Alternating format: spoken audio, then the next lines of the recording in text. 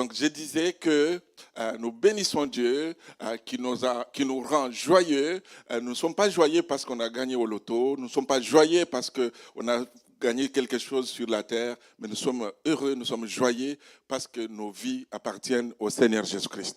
Nos lendemains sont assurés. Amen. Si je ferme mes yeux, là, je tombe, je pars, je sais où est-ce que je vais parce que j'ouvre mes yeux, je suis dans l'éternité avec le Seigneur. Donc, je n'ai peur de rien. On a l'habitude d'ailleurs de le chanter parce qu'il vit. Je n'ai rien à craindre, mes lendemains sont assurés. Je voulais lire avec vous 3 textes. Je vais aller vite parce que je serai vraiment court ce matin. Comme après, on a l'Assemblée générale extraordinaire. Et puis après l'Assemblée générale extraordinaire, on va passer à table. On a un repas fraternel qu'on va partager ensemble. Donc, je vais vraiment écourter mon message. Mais on va lire quand même 3 textes qui vont m'aider de base pour la méditation de ce matin. Le premier texte, c'est dans Ecclésiaste. Ecclésiaste, le livre d'Ecclésiaste, Ecclésiaste ou Qoélète, c'est écrit comme ça dans d'autres versions. Ecclésiaste, chapitre 3. Ecclésiaste, chapitre 3. Je vais lire juste le verset 1 et le verset 11. Si vous avez votre Bible, vous pouvez lire dans votre Bible. Si vous n'avez pas de Bible, le texte est affiché. Mais si vous n'avez pas de Bible, amis, ne partez pas sans prendre la Bible. Nous vous l'offrons pour que vous puissiez la voir chez vous, pour que vous puissiez la lire et la méditer, parce que la Bible, c'est la parole de Dieu et elle va vous faire du bien. Donc, Ecclésiaste, chapitre 3, verset 1, il est dit « Il y a un temps pour tout, un temps pour toutes choses sous les cieux. » Et puis plus loin, au verset 11, notez à la maison, vous lirez entre les deux, il y a un temps pour naître, un temps pour mourir, un temps pour manger, un temps pour ne pas manger, un temps pour ramasser, un temps pour disperser. Donc voilà. Et puis au verset 11, il est dit, il fait toutes choses belles en son temps. Même il a mis dans le cœur la pensée de l'éternité, bien que l'homme ne puisse pas saisir l'œuvre que Dieu fait du commencement jusqu'à la fin. Ça, c'est notre premier texte. Le deuxième, il est dans 1 Pierre. 1 Pierre, chapitre 4. 1 Pierre, chapitre 4. 1 Pierre, chapitre 4, verset 1, il est dit « Ainsi donc, puisque Christ a souffert dans la chair, vous aussi armez-vous de la même pensée, car celui qui a souffert dans la chair en a fini avec le péché, afin de vivre non plus selon les désirs humains, mais selon la volonté de Dieu, pendant le temps qui lui reste à vivre dans la chair. C'est suffisant, en effet, d'avoir dans le passé accompli la volonté des païens, en marchant dans les dérèglements, les convoitises, l'ivrognerie, les orgies, les beuveries et l'idolâtrie criminelle. » Et puis le troisième texte, c'est Romains 12, versets 1 et 2. Romains 12, versets 1 et 2. Romains 12, versets 1 et 2. Il est dit ceci, « Je vous exhorte donc, frères, par les compassions de Dieu, à offrir vos corps comme un sacrifice vivant, saint, agréable à Dieu, ce qui sera de votre part un culte raisonnable.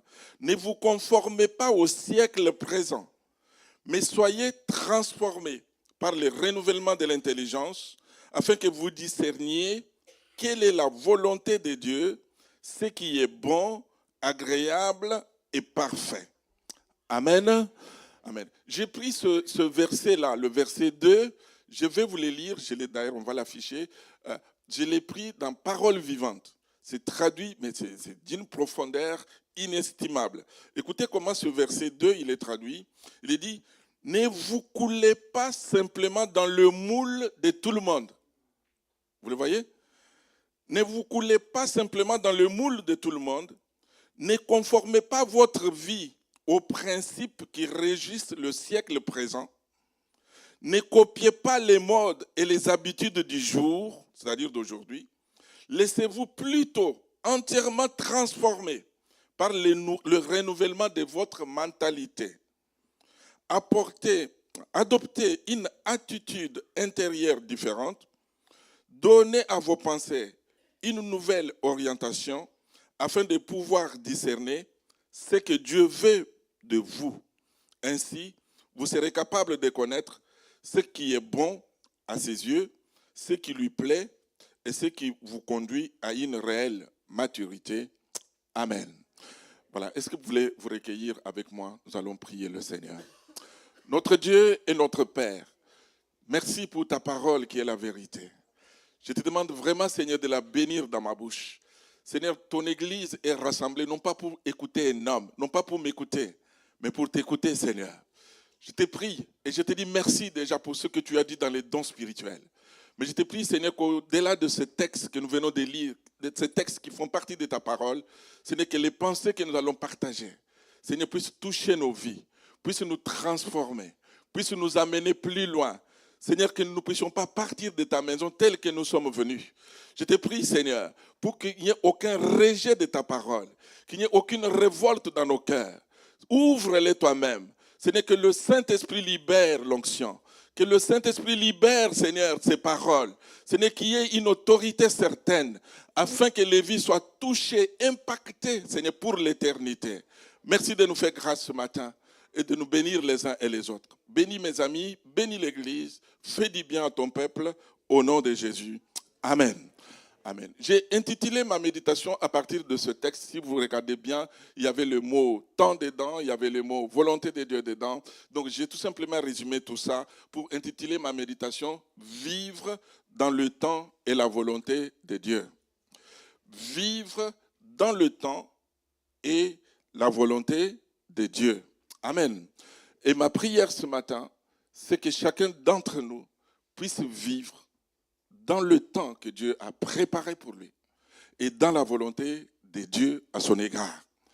Vous vous rappelez, il y a 2 semaines, je crois que c'était le dimanche 6, je vous avais parlé de comprendre les temps et les saisons de notre vie. Il est plus que jamais, mes amis, que chacun de nous, nous ne puissions pas continuer à vivre parce qu'il faut vivre comme ça, mais que nous puissions réaliser dans quel temps nous sommes. Et qu'est-ce que Dieu a prévu pour moi. Mais avant d'aller plus loin, je voudrais vous lire cette anecdote d'une jeune femme. C'était une jeune femme qui attendait l'heure de son vol dans un aéroport. Donc, elle attendait son avion. Mais comme elle devait attendre plusieurs heures, elle décida de s'acheter un bon livre. Elle acheta aussi un paquet de biscuits. Elle s'assit dans un bon fauteuil dans la salle VIP, donc salle d'honneur, et là, à l'aéroport, donc elle est assise dans cette salle, elle commence à lire son livre. À côté du fauteuil, là où elle était assise, c'était juste à côté du fauteuil, où se trouvait le paquet... Oui, à côté du fauteuil, où se trouvait le paquet de biscuits, un homme ouvrit son magazine et s'est mis à lire. Lorsqu'elle prit un premier biscuit, l'homme fit de même. Elle se sentait irritée par ce comportement, mais elle ne dit rien, se contentant de penser, mais quel effronté! Il est audacieux, lui. J'ai envie de lui donner une bonne raclée. À chaque biscuit qu'elle prenait, l'homme en prenait un aussi. Et cela la mettait dans tous ses états. Mais elle ne voulait pas faire une scène. Lorsqu'il ne resta qu'un seul biscuit, elle pensa, mais que va-t-il faire encore maintenant, cet abruti de profiteur? L'homme prit le dernier biscuit, le brisa en deux et lui en remit la moitié. Ah, mais celui-là, c'est trop. Elle était hors d'elle. Elle prit son livre et ses affaires et sortit en trombe pour se rendre au guichet d'embarquement. Lorsqu'elle prit son siège dans l'avion, elle ouvrit son sac à main pour ranger ses lunettes. Et là, regarde à sa grande surprise, elle découvre que son paquet de biscuits à elle, qu'elle avait acheté, était intact et non ouvert, rangé dans son sac. Elle se sentit tellement mal. Elle réalisait combien elle s'était trompée. Elle avait oublié qu'elle avait mis son paquet de biscuits dans son sac à main.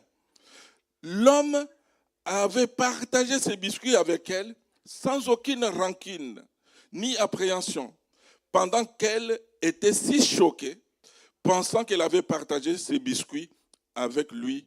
Et maintenant, elle n'aurait plus la chance, elle n'avait plus le temps, elle n'avait plus l'occasion de descendre de l'avion pour aller expliquer à la personne ou même pour s'excuser. Le temps était passé. Amen. Donc c'était une occasion mais le temps était passé. Il y a des choses, mes amis, qu'il faut faire vraiment dans le temps. Et lorsque le temps est passé, on ne peut plus le rattraper, on ne peut plus le récupérer. J'ai relevé, il y a 4 choses que l'on ne peut jamais retrouver lorsqu'on les a perdues. La première chose, c'est une pierre. Quand, après l'avoir lancée, elle est partie, on ne peut plus la rattraper. Un mot, lorsqu'on l'a dit, lorsqu'il est sorti, peut-être qu'il a fait du mal en face, mais une fois qu'un mot est sorti, on ne peut plus dire, oh, non, il est sorti. Puis troisièmement, une occasion, lorsqu'on l'a perdu, lorsqu'on a une opportunité qu'on l'a perdue, c'est compliqué de pouvoir la récupérer. Et puis le temps, lorsqu'il est passé, on ne peut pas le récupérer. On ne peut pas le rattraper. Amen. Et pour cette jeune femme, bien sûr qu'elle, c'était tout simplement pour un paquet de biscuits. On peut dire que ce n'était pas important. Et ce matin, ma prière, c'est que, ami, que tu ne te trompes pas sur l'endroit où tu vas passer ton éternité. Ne dis pas tu as le temps. Le temps ne t'appartient pas. Le temps ne t'appartient pas. Le temps appartient à Dieu. Notre vie est si courte. Notre vie est fragile.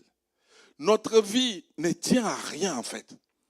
On peut dire, ben, je verrai ça plus tard, je verrai ça demain. Mais même le lendemain ne nous appartient pas. Aujourd'hui, si vous entendez cette parole, n'endurcissez pas votre cœur. Ouvrez le cœur au Seigneur, recevez-le comme Seigneur et Sauveur de votre vie.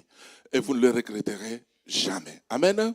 Ouvrez votre cœur, mais ouvrez-le sincèrement. Vous savez, on peut venir dans la maison de Dieu, avoir un cœur fermé, un cœur braqué. Si on a un cœur fermé, ben on va sortir tel qu'on est entré. Ça serait dommage. Ce matin, ouvrez le cœur.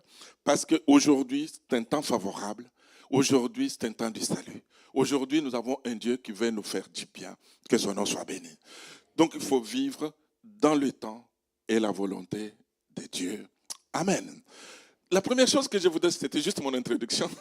La première chose que je voudrais regarder avec vous, c'est que de toutes les choses qui arrivent dans notre vie, sur cette terre, ces choses peuvent être divisées en 2 classes.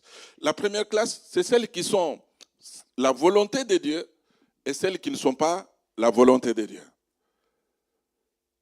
Dis un peu à ton voisin, dis-lui qu'il n'y a que 2 classes. Dis-lui, il n'y a que 2 classes.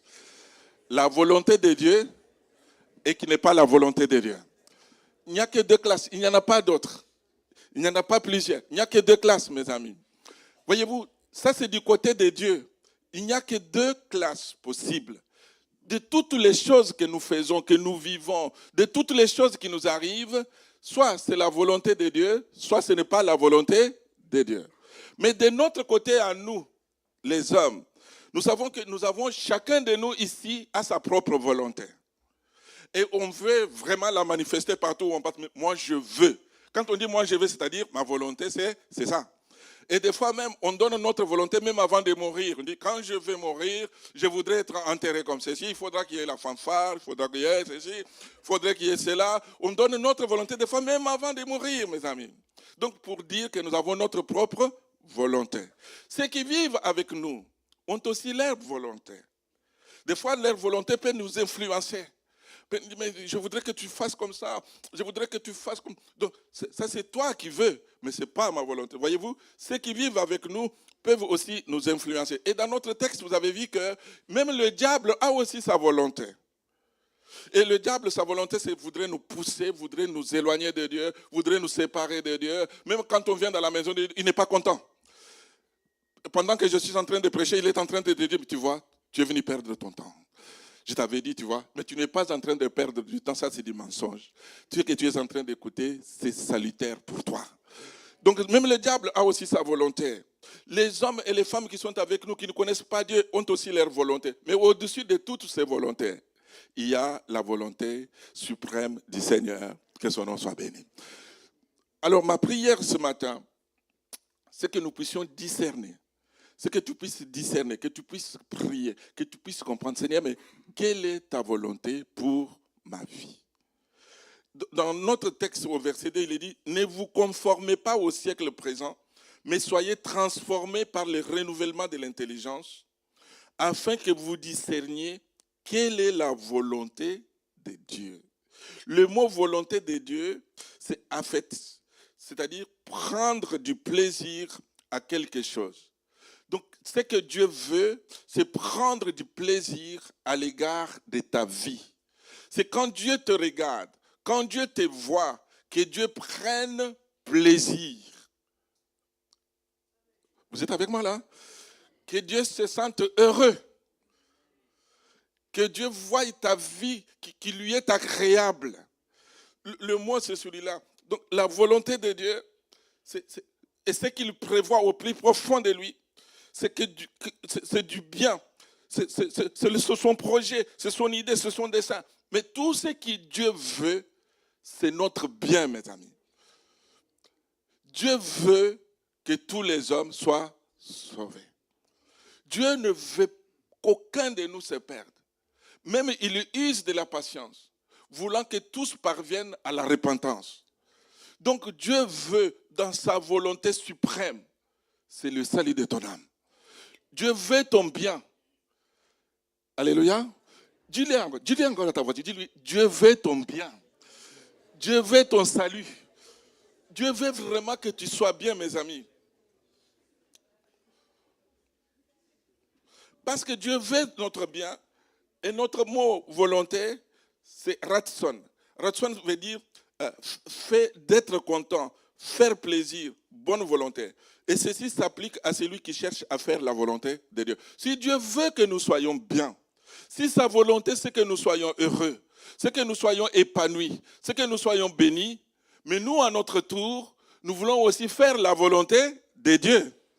Donc nous voulons que Dieu se réjouisse. Nous voulons que Dieu prenne plaisir dans notre vie. Nous voulons que Dieu se réjouisse. Quand il nous regarde, il dit « Waouh, ça c'est mon enfant bien-aimé, ça c'est ma fille bien-aimée, parce qu'elle accomplit ma volonté, que le nom du Seigneur soit béni. » Et ceci, mes amis, même si on passe par des tempêtes, même si on passe par des choses difficiles, même si on est au plus bas du bas, le Seigneur veut que nous puissions vivre dans sa volonté. La volonté de Dieu est bonne.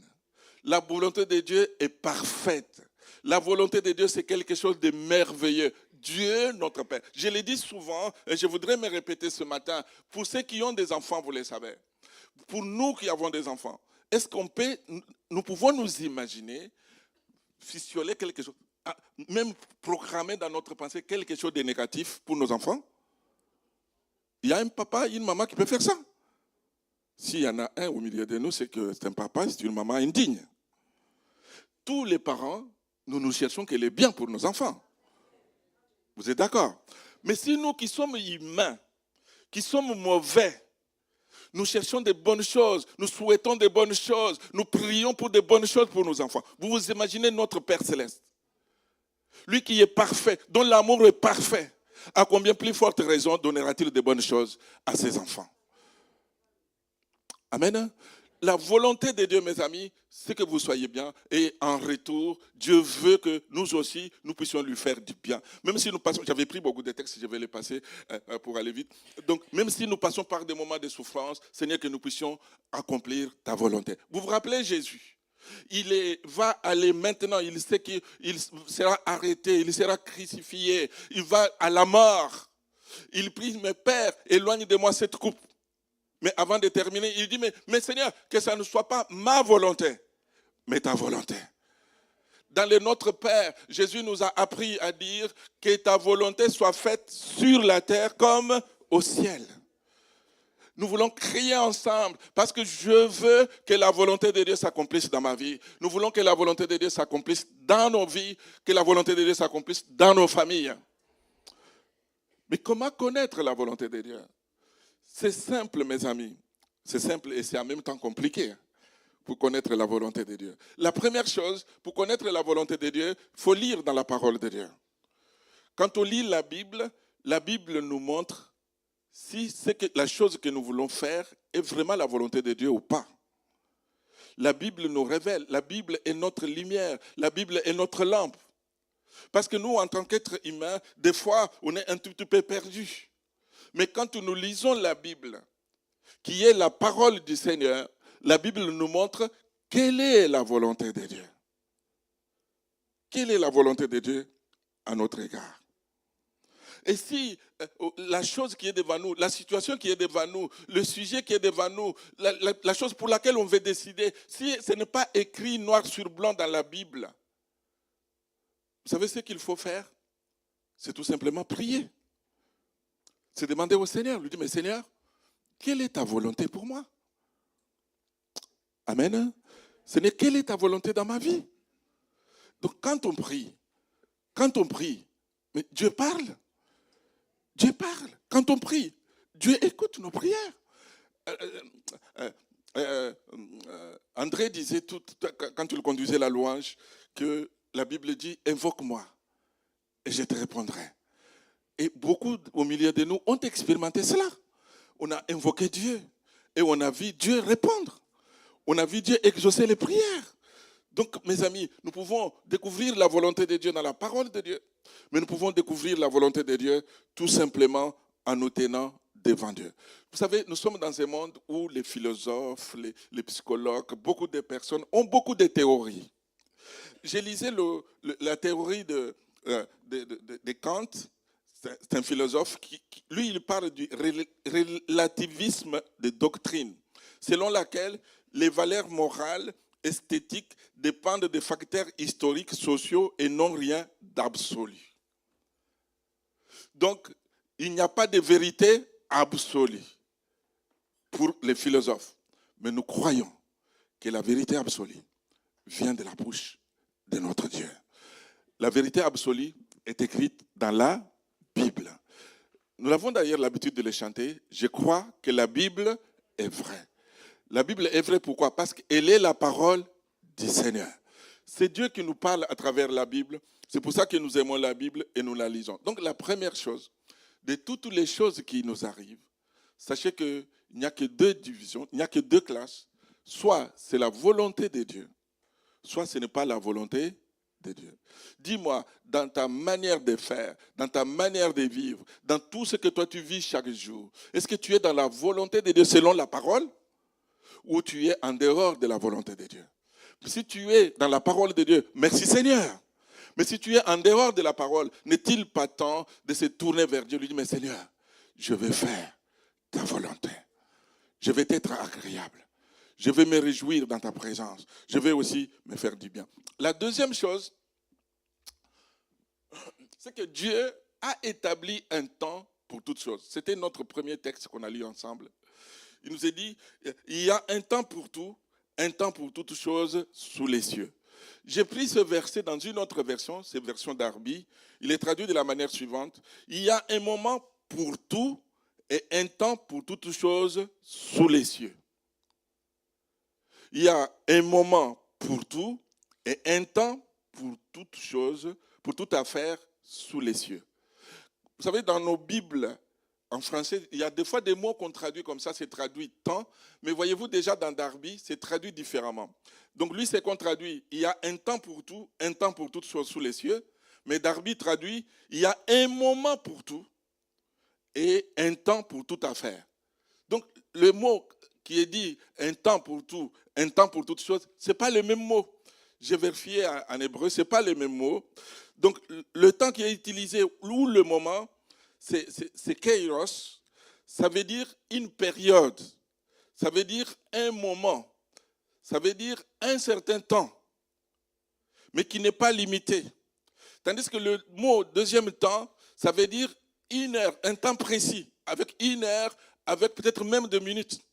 Alors quand on dit que Dieu a établi un temps pour toutes choses, cela veut dire que Dieu a fixé des moments, mais Dieu a fixé aussi des heures où chaque chose peut commencer, mais Dieu a fixé des moments et des heures où chaque chose peut aussi s'arrêter. Amen. Dieu a fixé des temps, mes amis. Il y a des fois des personnes qui font des choses toujours en décalé. Mais nous voulons prier ce matin pour que ce que nous faisons, même en tant qu'Église, vous connaissez notre projet du local, vous connaissez tous les projets, mais chacun de nous aussi a ses propres projets. Dire, mais Seigneur, je ne vais pas être décalé. je vais être dans le temps de Dieu. Je vais être dans ton temps. Amen. Je peux vous dire, mes amis, que lorsque nous sommes dans le temps de Dieu, lorsque une personne est dans le temps de Dieu, le temps fixé par Dieu, l'adversaire peut le combattre. L'adversaire peut même essayer de le tuer. Mais si ce n'est pas le temps programmé par Dieu, l'adversaire ne lui fera absolument rien. Amen. C'est Dieu qui fixe les temps.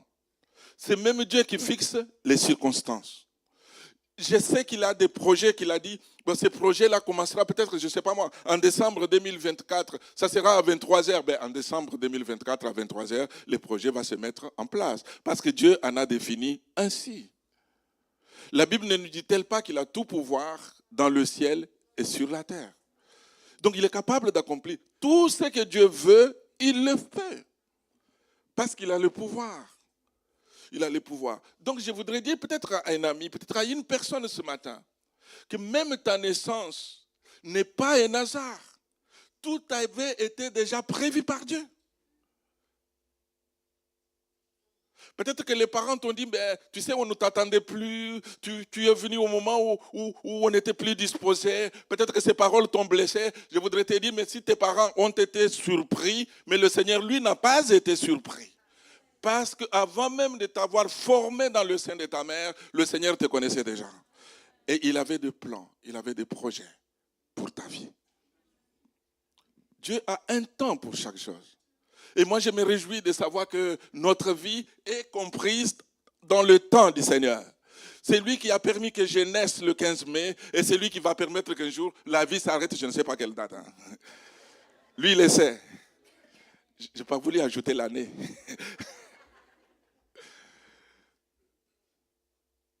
Tout est planifié par Dieu. Nous avons nos plannings, nous avons nos programmes. Mais vous sachez, mes amis, que Dieu a aussi son temps. Que Dieu a aussi son planning. Que Dieu a tout programmé. Je me rappelle quand on était dans la Nièvre, nous avions une sœur qui était née, soi-disant, sous X. Et qu'est-ce qu'elle souffrait? Elle disait, mais des fois quand je vois une personne qui me ressemble, je dis, est-ce qu'il ne serait pas un membre de ma famille? Est-ce que ça ne serait pas mon père? Est-ce que ça ne serait pas ceci ou cela? Je lui dis, mais écoute maintenant, tu ne connais pas ta famille biologique, qu'importe. Mais sache qu'au ciel, tu as un père qui ne peut pas te renier, qui ne permettra pas que tu sois né sous X. Il te connaît par ton nom. Lui, il connaît ton père biologique, il connaît ta mère, mais qu'importe, tu ne les connais pas. Ils n'ont pas voulu que tu les connaisses. Mais même si tu ne les connais pas, tu as un véritable père qui ne t'abandonnera jamais. Il ne t'abandonnera jamais. Alléluia. Donc, il y a un temps pour tout. Alors, dans nos vies, il faut qu'on prie, mes amis, pour que ce que je vais faire, que je le fasse dans le temps de Dieu. Que je ne devance pas le temps, mais que je ne sois pas non plus en retard. Je sais que nous vivons dans un monde speed, un monde de grande vitesse. On veut tout et tout de suite. Vous n'avez qu'à voir. Moi, quand on est arrivé en France, on circulait encore dans les petits Michelin. Vous connaissez les petits trains rouges là? Voilà, c'était des petits trains rouges. Et puis après est venu les corails, après les TGV, et maintenant on a les projets de LGV. Grande vitesse, encore grande vitesse au-dessus des TGV. Mais pourquoi? Parce qu'on veut toujours plus. On veut gagner du temps. On veut toujours produire plus. Vous n'avez qu'à voir, quand le mois de décembre arrive, les canards sont gavés parce qu'ils veulent produire plus. On veut toujours plus. On veut toujours plus. C'est notre monde qui est comme ça. Et si on ne fait pas attention, on va entrer dans le système. On va commencer à courir. Dès qu'on veut quelque chose, on la veut tout de suite. Et ce matin, nous voulons prier pour dire, mais Seigneur, je ne vais pas courir.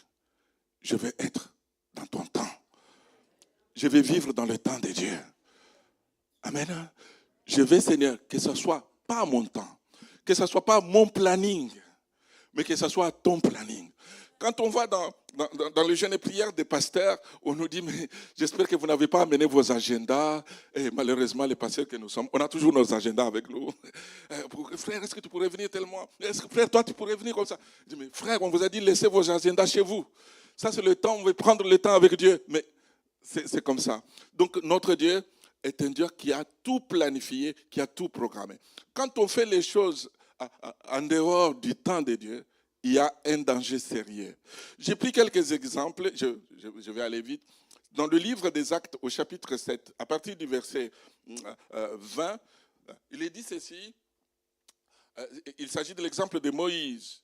À cette époque naquit Moïse, qui était beau aux yeux de Dieu. Il fut nourri 3 mois dans la maison de son père, et quand il lui eut été exposé, la fille de Pharaon le recueillit et l'éleva comme son fils. Moïse fut instruit dans toute la sagesse des Égyptiens, et il était puissant en parole et en œuvre. Écoutez bien, à partir du verset 43, il est dit, il avait 40 ans lorsqu'il eut à cœur de se rendre auprès de ses frères, les fils d'Israël. Il en vit un qu'on outrageait et prenant sa défense, il vengea celui qui était maltraité et frappa l'Égyptien. Il pensait que ses frères comprendraient que Dieu leur accordait la délivrance par sa main, mais ils ne comprirent pas. Les jours suivants, il parut au milieu d'eux alors qu'ils se battaient et il les exhorta à la paix. Hommes, dit-il, vous êtes frères, pourquoi vous maltraitez-vous l'un l'autre? Mais celui qui maltraitait son prochain le repoussa en disant, qui t'a établi chef et juge sur nous? Veux-tu me tuer comme tu as tué hier l'Égyptien? À cette parole, Moïse prit la fuite et il alla séjourner dans le pays de Madian et il engendra 2 fils. 40 ans plus tard, un ange lui apparut au désert de la montagne de Sinaï dans la flamme d'un buisson en feu. Amen. Donc vous pouvez lire la suite à la maison, tout simplement pour dire que Moïse a fait des choses sans attendre le temps de Dieu. Il avait l'appel de Dieu. Du plus profond de son cœur, il savait que c'était lui que Dieu allait utiliser pour délivrer Israël. Sauf qu'au moment où il est allé pour libérer Israël, qui était esclave en Égypte, ce n'était pas le bon moment. Et il arrive vers son peuple, il trouve qu'il y en avait 2 qui se frappaient, il intervient. Non, il y avait un qui était frappé par un Égyptien, il intervient, il les sépare. Et puis, de l'autre côté, dans l'Ancien Testament, il est dit qu'il a tué l'Égyptien. Vous connaissez bien le texte. Et il a caché son cadavre dans le sable. Il est parti. Le jour suivant, il revient, il trouve 2 Hébreux, donc ses 2 compatriotes, qui s'est frappé aussi. Et là, il les sépare, dit, mais vous êtes frères, pourquoi vous faites ça? Et l'un prend la parole, dit, mais toi, qui t'a établi chef, qui t'a établi juge entre nous? Moïse, lui, pensait que, comme il avait l'appel, donc c'était le moment. Mais ses frères lui ont dit, mais ce n'est pas toi notre chef. Ils l'ont rejeté. Et tu veux me tuer comme tu as tué l'Égyptien hier. Oh, l'affaire est connue. Moïse prend fuite, il va aller se cacher à Madian. Là-bas, il va se marier, il va fonder famille à 80 ans, donc 40 ans plus tard. Pendant qu'il était en train de paître les troupeaux de son beau-père, et le Seigneur va lui apparaître, un ange de l'Éternel va lui apparaître, et va appeler Moïse à descendre en Égypte pour délivrer le peuple. Voyez-vous, il y a eu 40 ans d'écart, 40 ans de différence, 40 ans quand même. Donc Moïse était parti, mais ce n'était pas dans le temps de Dieu. Maintenant, quand le temps de Dieu est arrivé, on lui dit qu'il va partir, Moïse ne veut pas partir, il dit, moi, aller en Égypte. Mais avec quoi je vais délivrer Israël? Et c'est vrai que Moïse n'avait rien d'autre qu'un simple bâton. Mais il avait plus qu'un bâton, il avait le Seigneur. J'imagine toujours Moïse qui rentre à la maison, qui dit à Séphora, sa femme, tu sais Séphora, Dieu met à Paris dans le désert, nous allons aller en Égypte pour délivrer Israël. Et Séphora qui sort, qui va dire à ses sœurs, parce qu'elles étaient 6 filles, qui va dire à ses sœurs, vous savez quoi? Mon mari m'a dit que son Dieu lui a dit que nous allons aller en Égypte pour libérer le peuple d'Israël. Et vous savez qu'en ce moment-là, Égypte, c'est la grande puissance. Ils ont les chars de combat. Mais Moïse, qu'est-ce qu'il a? Un bâton. Je pense que dans tout Madian, la nouvelle devait se répandre. S'il y avait Ouest Madian, Ouest France, il devait écrire. Mais il y a un homme qui est devenu fou. Il dit qu'il va aller délivrer Israël avec un bâton en Égypte. Moïse ne voulait pas y aller. Mais Dieu a insisté. Dieu lui a dit, mais je serai avec toi. Même quand Dieu lui a dit ça, Moïse ne voulait pas du tout y aller. Et Dieu a pu lui donner même son frère Aaron comme une aide. Et Moïse est parti. Vous savez avec quoi? Avec un bâton. Et Quand il arrive en Égypte, il va parler à Pharaon. Pharaon va dire non, il va revenir avec les 10 plaies. Et puis finalement, Pharaon va céder. Moïse va sortir avec le peuple libéré. Mais libéré avec quoi? Avec un bâton. Il n'avait pas seulement un bâton, mais il avait le Seigneur. Quand on a Dieu, on a tout. Tandis que quand on a Dieu, quand on n'a pas Dieu, on n'a rien. Je vous encourage ce matin à être dans le temps de Dieu. J'invite les musiciens à revenir. J'avais écrit beaucoup d'exemples, mais j'invite les musiciens à revenir. C'est tellement bien de ne pas être en avance par rapport au temps de Dieu, mais d'être dans le temps de Dieu. D'être dans le temps de Dieu. Je voulais tout simplement vous lire, en concluant ce message, j'ai sauté les exemples que j'avais pris. Je l'ai pris d'un livre que j'ai acheté dernièrement à la convention. C'est le livre de Jonathan Cahn qui dit « Les mystères ». Les mystères. C'est un pasteur d'origine juive qui vit aux États-Unis. Il dit, mais il a vu, je ne sais pas si c'était dans un songe, un professeur qui vient vers lui, qui s'allonge sur le sol, qui prend un caillou et qui lui donne. Il lui dit, mais que sens-tu? Rien. Et je répondis, ce n'est qu'un caillou. Et maintenant que tu n'as senti rien dans le caillou, maintenant mets ta main sur ton cou. Et puis il a mis sa main sur son cou.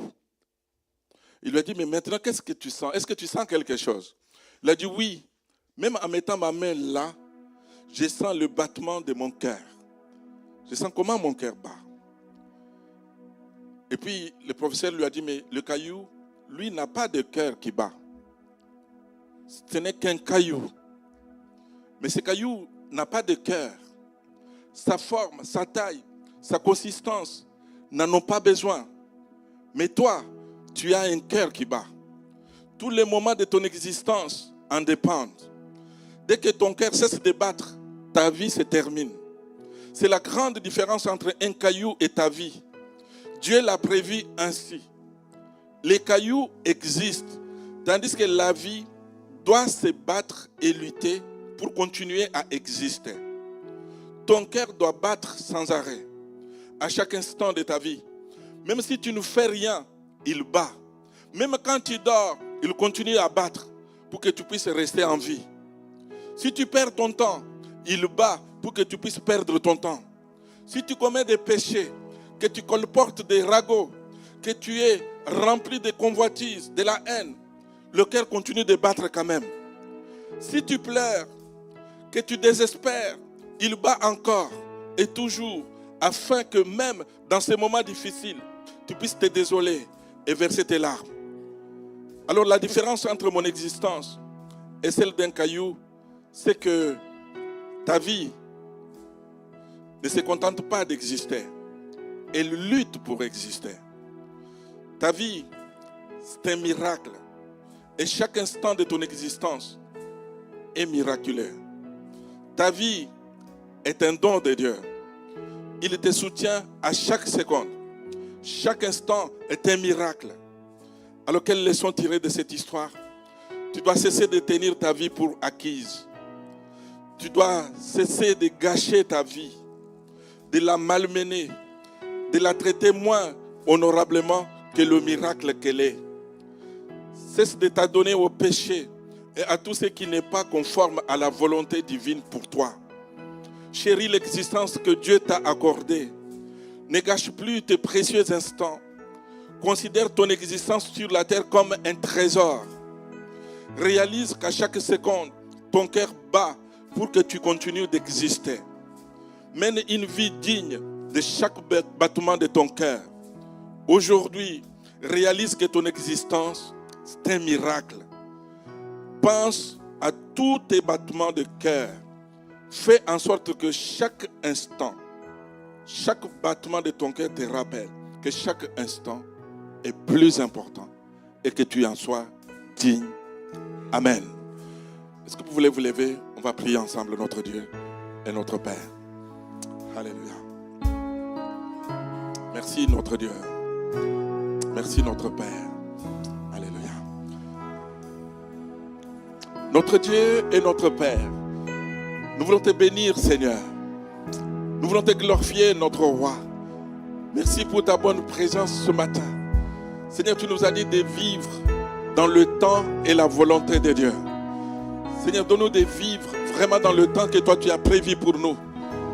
Arrête-nous, Seigneur, si nous sommes si rapides, si nous voulons te devancer, Seigneur, te devancer. Seigneur, et donne-nous derrière, souffle derrière nous, Seigneur, si nous sommes en retard, si nous sommes en recul. Nous voulons être alignés sur ton temps, mais nous voulons être alignés sur ta volonté. Seigneur, je veux, Seigneur, te prier ce matin pour que ta volonté prenne le dessus dans ma vie. Pour que ta volonté, Seigneur, soit la première dans ma vie, Seigneur, dans la vie de ton Église. Seigneur, tu nous bénis ensemble, tu bénis mes frères, tu bénis mes soeurs, tu bénis mes amis qui sont là. Tu permets vraiment que ta parole trouve le chemin de leur cœur. Seigneur, que personne ne parte de ces lieux, Seigneur, sans avoir compris que tu nous aimes et que tu veux que nous puissions vivre selon ta volonté. C'est ta volonté, Seigneur, qui prime. C'est ta volonté, Seigneur, qui est bonne. C'est ta volonté, Seigneur, qui est parfaite. Et donne-nous, Seigneur, non pas seulement d'accomplir ta volonté, mais de l'accomplir dans ton temps, mon Dieu. Nous voulons accomplir ta volonté, mais dans le temps de Dieu. Merci de bénir ton Église. Merci de bénir mes frères, mes sœurs. Et de nous faire du bien ensemble. Tu es le bon berger, tu es le Dieu vivant. Je donne gloire à ton nom, mon Père. Au nom de Jésus.